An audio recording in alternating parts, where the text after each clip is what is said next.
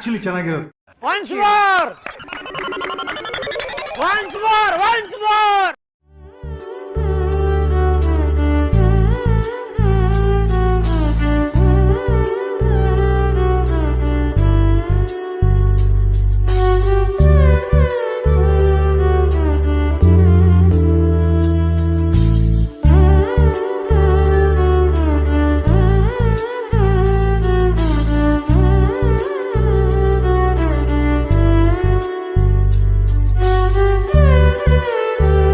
ಈ ವಿಡಿಯೋ ನಿಮಗೆ ಇಷ್ಟ ಆದ್ರೆ ನನ್ನ ಚಾನೆಲ್ನ ಪ್ಲೀಸ್ ಸಬ್ಸ್ಕ್ರೈಬ್ ಮಾಡ್ಕೊಳ್ಳಿ.